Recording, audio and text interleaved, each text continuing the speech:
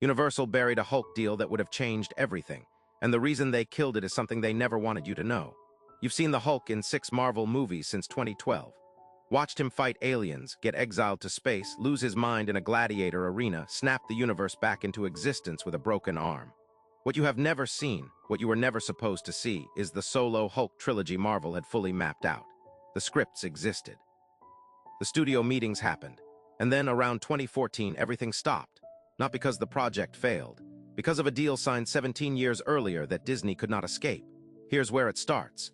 In 1998, Universal Pictures paid Marvel Entertainment for the theatrical distribution rights to the Hulk character. Marvel was bleeding money. This was before Iron Man, before the MCU, before anyone believed a green rage monster could anchor a franchise. Universal handed over what was, at the time, a lifeline check. In exchange, the contract gave Universal the right of first refusal on any solo Hulk theatrical release. First refusal means exactly what it sounds like. If Marvel wants a Hulk movie in theaters, Universal distributes it. They control the release window. They take the distribution fee. That clause looked like routine contract protection. Then 2008 happened.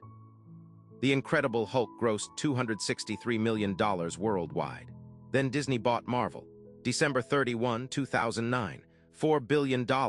And the morning after, Disney executives ran through their new asset list and found the one character they didn't fully own. Universal still held that distribution clause, and Universal was not selling. Remember that signed deal from 1998. Here's where it actually died, not in a boardroom argument, but in the math. By 2014, the MCU was printing money. The Avengers alone had crossed $1.5 billion globally. Kevin Feige's team had a World War Hulk adaptation in active development.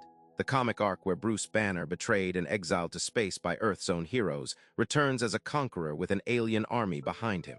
It was operatically scaled, a multi-film arc. A story built to make Mark Ruffalo's Hulk the emotional center of Phase 3, not a supporting player in somebody else's movie. Scripts were being written. Ruffalo was briefed on the shape of it. And then the accountants ran the numbers. A solo Hulk film under the Universal clause meant Disney produced the movie and Universal distributed it. That is not a minor inconvenience. Universal collects the theatrical distribution fee, typically 8 to 12% of global box office, on every ticket sold.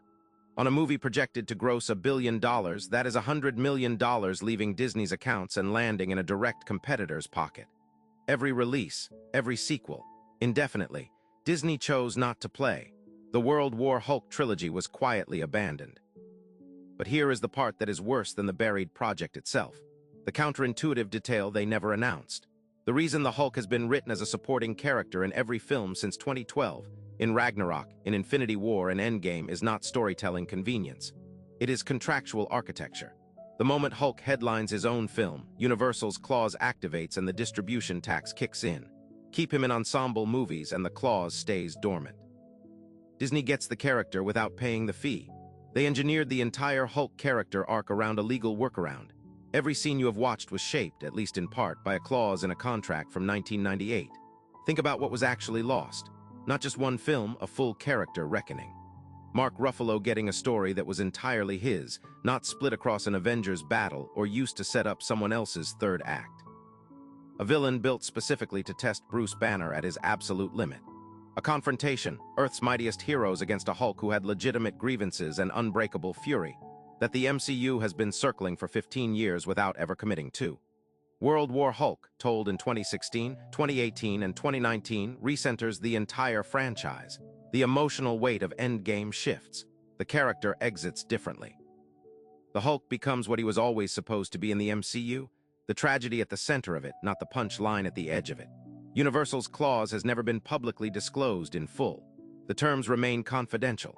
Disney has never directly addressed the rights structure in any earnings call or press statement.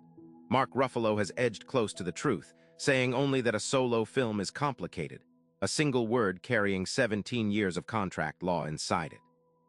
Not in development, not planned, complicated. Which leaves a question Disney has never answered. If Universal's clause expires, or if Disney finally negotiates it away, what does the studio have sitting in a drawer right now? Because there is a version of the World War Hulk story that was written, had budget attached to it, and was real, and whoever holds those materials has never once been asked about them publicly. And this kind of quiet contractual burial is not unique to the Hulk. It is not even unique to Marvel.